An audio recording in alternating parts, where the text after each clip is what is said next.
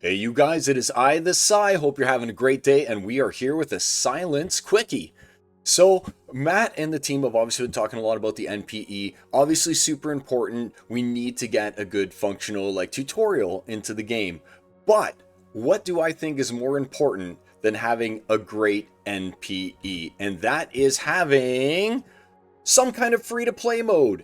We're going to draw in a bunch of people with this new player experience. If things work out well, we'll be able to introduce a new generation of Splinterlands players who won't know anything about the past to the game. They're going to come in, they're going to go through the tutorial, they'll get anywhere between 100, maybe 500 SPS rented to them by the DAO so that they can start playing. But what are they going to play with?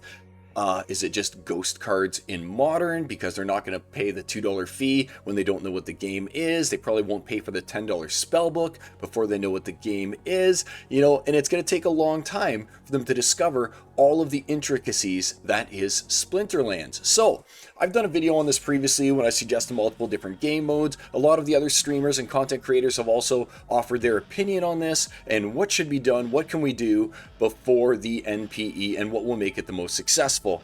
And again, I state that the most important thing that we can do is to have a free to play mode. Now, After Sound has been looking at parallel, and I know that in some of his previous videos he's suggested, and same with Mondroid, kind of the parallel approach, which is that the cards that you use, everyone gets max level, but you only earn based on the percentage of the card that you own.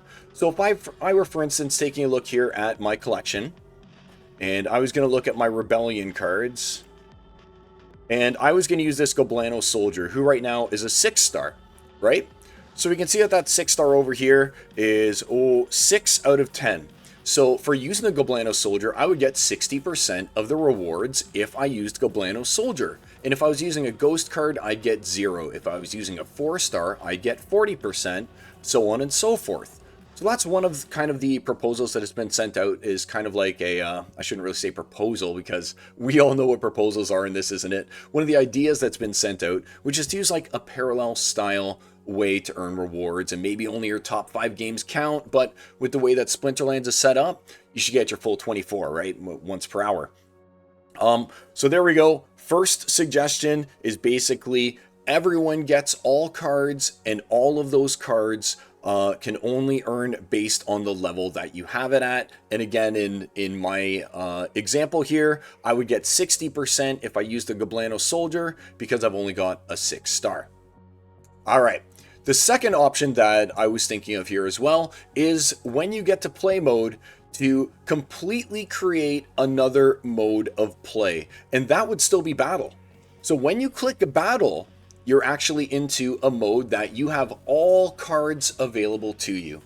And they're all ghost cards. You're not even playing with your own deck. Maybe you can run a promotion, and some weeks it'll be, hey, you get all access to all modern cards. Maybe other weeks you'll have access to all wild cards. But one way or another, there'll be a button that you press that's just the battle button, the game button, that will allow you to use all the cards in existence to play with.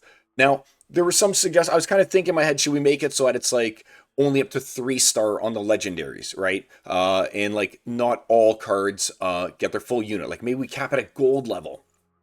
Because that way, if you wanted to experience the full play, then you have to buy the cards and get them all the way up to max level and actually play those cards if you want the full experience. But then I thought to myself, well, why wouldn't we want people to play with the maxed card so that they're like, wow, this card is really good. I want to buy the max version of it because I see how good it is. Because we all know that certain cards, like, they'll jump up, right? Like right at the level, like talking legendaries, you got the 3-star version. It's really good. But then you got the 4-star version. It gets like 2 extra abilities, 100 bonus hit points, and plus 1,000 to attack. You're like, okay, I want the 4-star version of that. So I think that we should use max level cards in this theoretical play mode that is all ghost cards and doesn't even touch your collection, doesn't use any energy, doesn't have a maximum on the amount of times that you play, doesn't even really have a leaderboard, can be populated by bots that are all using their own sets of ghost cards. So whenever anyone wants to play, there'll always be a match available with perfect liquidity. Like you click and within like 2 or 3 seconds, you got a game going. That's how we have to kind of make that. And then separately, you would then have the compete button, right? So you'd have battle, which is like the game, everything's ghost cards, but then you'd have compete, where you own the cards and then you're using those cards in the ranked that we have right now. So it's literally just creating another button that when you click it, allows you to play using all ghost cards at maximum level, and that's it. And then when you compete, you go ahead and you click on the compete mode, you'll be able to choose modern or wild, and then you go and using your own collection and you can actually earn. The reason why I think that this is a great way to play it is because you'll actually have people that will enter the game, they'll get to play the game, they'll get to see all the card abilities, they'll fall in love with the game just like we did. You know, I started off as a silver player, basically. I didn't get all the abilities. Once I unlocked and got all the way to like diamond level cards, like max level cards, it's a whole new world out there. It's a whole new world in the Splinterlands universe because you're using the cards the way they should be used at max level, you know? So I think that that's a great way to get new players in. We have this new player experience. We're teaching people about the game, about the economy. Then they're actually able to come in and play something, you know, with more than just ghost cards, and experience Splinterlands in the way it's designed to be played by using these max cards. And then they'll say, hey, you know what? I want to own some of these cards. Like, I love playing with Dark Dead Blast. I need to get myself some Darg. So then they'll go ahead and they'll hopefully buy the cards that they enjoy playing with because they have experience playing with them and we're able to, you know, try the game before you buy the game. You know, because let's face it, the game's not cheap. And by hooking people, you know, drawing them into that free play mode, whether again, it's free play mode with parallel style, which is you only get rewards based on if you own the card or not, but anyone can play at any time. Or if there's the separate battle mode, when you just click, you have a full collection, you just play, and it's just fun and you just play. Either one of those would be an awesome thing to implement for those new players so they can get hooked. We'll catch them like we catch a big carp. We pull them out of the water, and there you go. We got a new Splinterlands player, which is what we need. What do you think? Do you think this is the right way to go? Do you think that we need some kind of free-to-play mode that will actually allow these new players we're trying to bring in to experience the game and to try it before they buy it? What do you think is the most important thing that we need for the new player experience? Let me know in the comments. And until next time, it's I, the Psy.